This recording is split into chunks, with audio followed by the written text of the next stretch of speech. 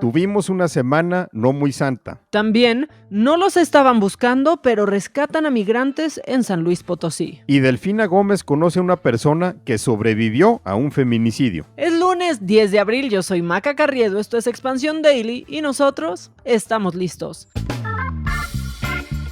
Esto es Expansión Daily, lo que hay que saber. Un podcast de Grupo Expansión con Maca Carriedo y Javier Garza. Expansión Daily. Lo que hay que saber. Javier Garza, estamos de regreso, los extrañé el viernes. Resucitamos, Maca, y sí, nos tuvimos que dar un descansito sin dar mucho aviso, pero bueno, de todas formas, la Semana Santa ameritaba algunos días de guardar. Y antes de arrancar, solamente recordarles que activen las notificaciones en cualquier plataforma en la que nos estén escuchando para que no se pierdan un solo episodio del Daily, y toda la información, aparte de todo, la encuentran en expansión.mx. Y vámonos con esto, porque con todo y que el gobierno federal desplegó 8,524 elementos de la Guardia Nacional, aquí se los comentamos, en diferentes distintos turísticos y carreteras para salvaguardar y cuidar a los ciudadanos, no fue suficiente para evitar que los números rojos fueran una constante en estos días. Y es que, de acuerdo con la Secretaría de Seguridad y Protección Ciudadana, se registraron en promedio 72.28 homicidios dolosos diario, Javi. Esto es en el periodo que va del sábado, del 1 de abril al Viernes Santo, al 7 de abril, pero más o menos nos da una idea de cómo fue la violencia en esta Semana Santa. Y es un aumento, Maca, con respecto al mismo periodo del año pasado. El año pasado fueron 487 en el mismo lapso de 7 días entre el sábado que inició la Semana Santa, o las vacaciones más bien, y el Viernes Santo.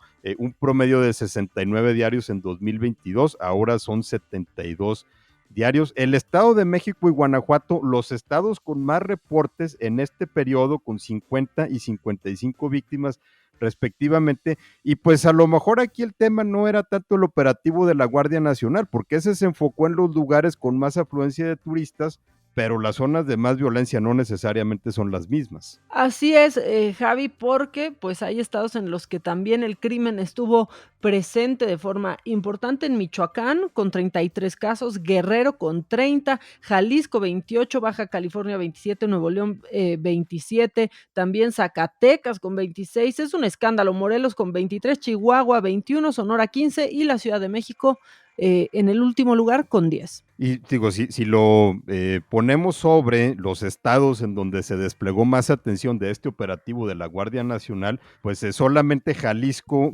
y Guerrero están en la lista de los estados donde hubo operativos y de los estados que tienen más violencia, pero en los demás, pues digamos que no hubo tanta presencia. Tampoco hay que olvidar que la Semana Santa empezó con balaceras en Cancún y Acapulco, dos de los principales sitios turísticos del país. En total dejaron 8 homicidios. También se registró el asesinato de 5 jóvenes en un club de motociclistas en el municipio de Calera, en Zacatecas. En términos generales, una Semana Santa bastante violenta.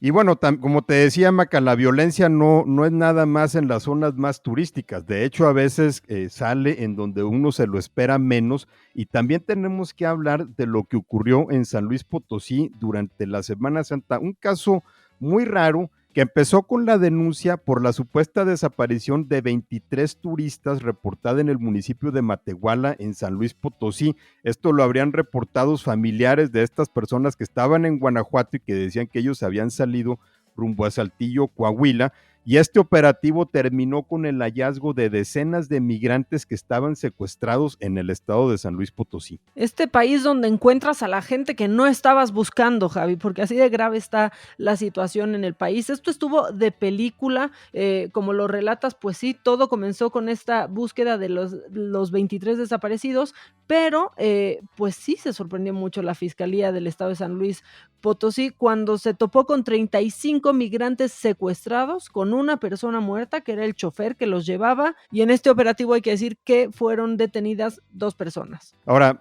todo estuvo muy raro porque salió este reporte de la supuesta desaparición de 23 personas, hecha por personas en Guanajuato que decían que estos eran sus familiares y que iban rumbo a Saltillo Cuando se inició el operativo, encontraron a 16 personas que estaban al pie de la carretera ahí en Matehuala y pensaron en un principio que se trataba de las que estaban reportadas como desaparecidas, pero no, era otro grupo. Este no era de migrantes, este era de turistas mexicanos que había sido asaltado, despojado de sus pertenencias y los dejaron ahí al pie de la carretera.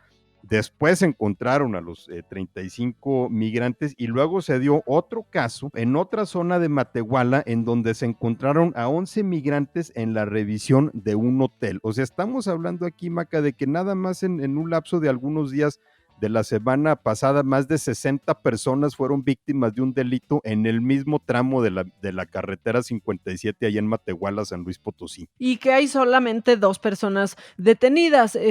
Javi, también hay que decir que en este operativo, pues aseguraron varios vehículos que tenían ya reporte de robo y armas de distintos calibres. Ahora, los principales hechos criminales que se registraron en esta zona se le atribuyen a un grupo que opera en Doctor Arroyo, Nuevo León, y los límites de San Luis Potosí. Ahora, creo que tenemos que mencionar el tema de lo que es esta carretera 57, porque es la principal vía que conecta a la Ciudad de México y al centro del país con Monterrey y con la frontera de Tamaulipas. Entonces, si ya estamos teniendo problemas de violencia en este tramo carretero, se están juntando a los problemas que ya está teniendo la carretera 49, que es la principal vía que conecta a la Ciudad de México con el norte noroeste del país, o sea, con Chihuahua y con Sonora. O sea, prácticamente la violencia en Zacatecas y en San Luis Potosí, Maca, está cortando la comunicación entre el norte y el centro. Bueno, Javi, y para seguir con información que nos malviaja, tenemos que hablar de esto porque a muchos se les olvida, a nosotros no, y son pues las víctimas de la línea 12 del metro de la Ciudad de México, porque entre grietas y polines están viviendo familias en Minas de Cristo en Álvaro Obregón ante el incumplimiento del gobierno de la Ciudad de México sobre la reparación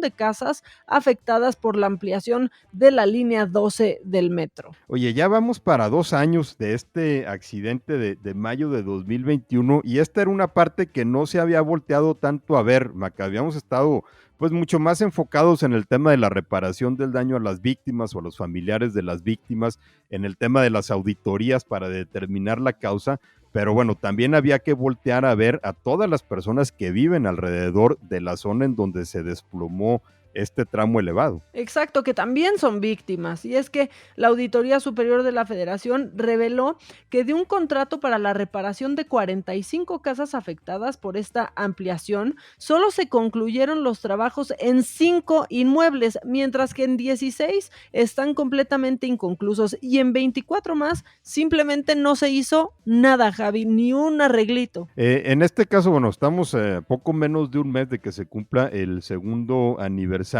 de esta tragedia. Y de lo que dice este reporte de la Auditoría Superior de la Federación es que de los 9.8 millones destinados para reparar viviendas, nada más se ejercieron poco más de 1.100.000 pesos, según la Auditoría de la Cuenta Pública de 2021. Y también se han recogido algunos testimonios, ¿no?, de las personas que viven alrededor. Exacto, por ejemplo, María Mondragón, ella es una de las personas que viven en una de estas 40 casas afectadas. Por ejemplo, su casa está rodeada de grietas y polines, como lo dije al inicio, tiene 99 años de edad. Casi no escucha y esta mujer pues ha vivido durante 50 años en la calle de Sebastián de Aparicio, en esta colonia Minas de Cristo, y pues simplemente ha visto que su casa se está cayendo por más de 2 años y nadie está solucionándolo. Y también hay una situación similar, la que está comentando otra mujer que vive por ahí, Carmen Álvarez Ávila, que vive en la calle Francisco Arriaga. Tiene las habitaciones de la planta alta de su casa también sostenidas con polines y le tiene que advertir a su familia de que no se recarguen contra la pared que da hacia la calle porque tiene grietas que la atraviesan de lado a lado. Y todos estos casos se replican en cada una de las viviendas que están pues a punto de caerse y que están en la incertidumbre. También la Dirección General de Obras Públicas para el Transporte informó que hasta el momento se han apuntalado 73 viviendas y se han reforzado o rehabilitado 13, aunque pues no indica el número total de viviendas afectadas en esta colonia, Javi. Pero pues ya las familias llevan pues 2 años de espera, ¿no? De la reparación de las viviendas y ninguna ha recibido el apoyo de los 5,500 pesos mensuales que se había anunciado en 2021 por parte del gobierno de la ciudad. El 3 de mayo es el aniversario, seguramente vamos a estar viendo más sobre esto, aunque por otra parte, pues al ser un tema que toca a las dos principales corcholatas de la carrera por el 2024, pues va a haber más de algún interesado porque no se siga hablando tanto de esto. Pues justo por eso deberían de estar trabajando en ello. Y bueno, Maca, fue una semana movida, pero no nada más en México, también a nivel mundial. Seguimos con algunas turbulencias. Este fin de semana estuvo empañado por conflictos internacionales, principalmente en Medio Oriente, entre Siria e Israel, en donde se dispararon cohetes. Luego también en el Pacífico, en donde China ensayó ataques contra objetivos clave en Taiwán.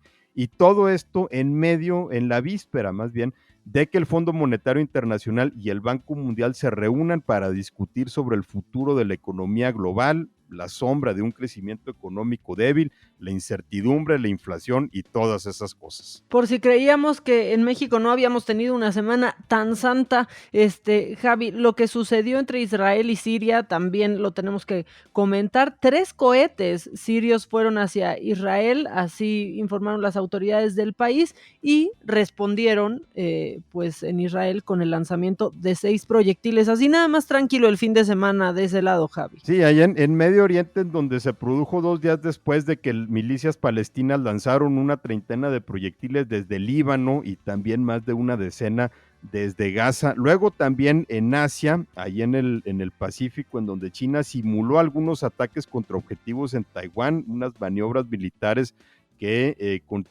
empezaron desde el sábado y que continuarán este lunes. Exactamente, fueron decenas de aviones y tropas las que utilizaron, y sí, para este lunes van a movilizar destructores, lanchas rápidas y aviones de combate, entre otros. Ya Beijing prometió responder al encuentro entre autoridades taiwanesas y estadounidenses con medidas firmes y contundentes. Y pues sí, digamos que este conflicto tiene a muchos, ¿no?, con nervio.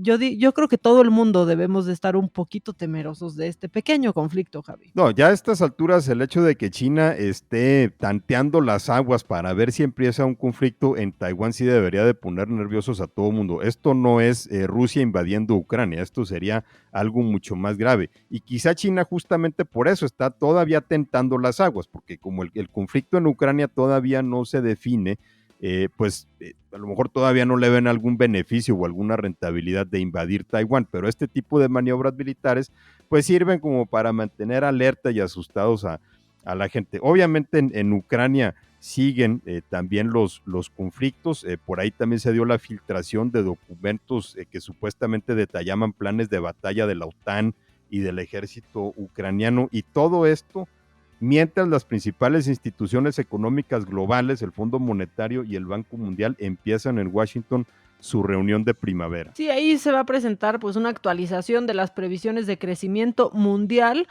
totalmente en una coyuntura totalmente incierta, Javi, y pues sí, lo que se prevé es que el 90% de las economías avanzadas crezcan menos. Sí, que crezcan menos en los próximos 5 años con respecto a los años previos. En términos globales, se espera que la economía global crezca 3% en los próximos 5 años, cifra por debajo del 3.8% de las últimas 2 décadas. Y todo esto obviamente va a limitar los esfuerzos para disminuir la pobreza, para curar a la economía de las heridas de la crisis causada por la pandemia, de los efectos de la inflación. Se están viendo escenarios muy inciertos y muy complicados, tanto para el cierre de 2023 como para el próximo año. Y parecería que la cereza en el pastel sería que hubiera un conflicto bélico de estas dimensiones. Mejor vámonos a esta, Javi, nuestra sección favorita, aunque en serio ahora sí,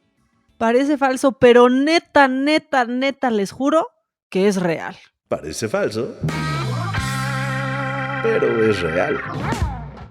Porque la candidata de Morena para gobernar el Estado de México, Delfina Gómez, pues dijo en una entrevista para Televisa que una víctima de feminicidio Afortunadamente logró salvarse. No nos equivocamos nosotros, se equivocó ella. Escúchenlo. Considero que la seguridad de los ciudadanos está en un problema que nos aqueja mucho, sobre todo a las mujeres, que es feminicidio. Feminicidio, y que gente o mamá como la mamá de Mariana, como Georgina, que también fue víctima de un feminicidio y que afortunadamente logró salvarse. Híjole, Maca, creo que después de todo lo que nos acabamos de aventar en el podcast y todo el bajón para regresar este lunes, esto es un bálsamo por 2 razones. Una, es muy divertido, y por la otra, pues estamos viendo aquí un doble milagro, cosa que terminando la Semana Santa creo que es realmente notable. No nada más estamos viendo una persona que logró salvarse de un feminicidio, también estamos viendo un feminicidio que no involucra a una mujer. Exactamente. ¿Sabes qué? Que sí da risa y también al final nos preocupa, ¿no? En un estado como el Estado de México, en donde las mujeres, ¿no? Son tan violentadas y hay tantos feminicidios, pues ¿cómo no puede hablar sobre la inseguridad y sobre lo que piensa hacer en su estado, Javi? O sea, sí da risa, pero es muy triste también. Es triste, pero más bien es grave. O sea, pensar que una persona que va a gobernar la entidad más poblada del país, una de las más importantes económicamente, y que por supuesto tiene fuertes problemas de seguridad pública que se manifiestan de muchas maneras, porque el problema de la seguridad en el Estado de México es muy complejo. Tienes desde el pandillerismo urbano, por ejemplo, en la zona metropolitana, hasta las bandas del narcotráfico en las zonas rurales, acá por los límites con Guerrero y Michoacán.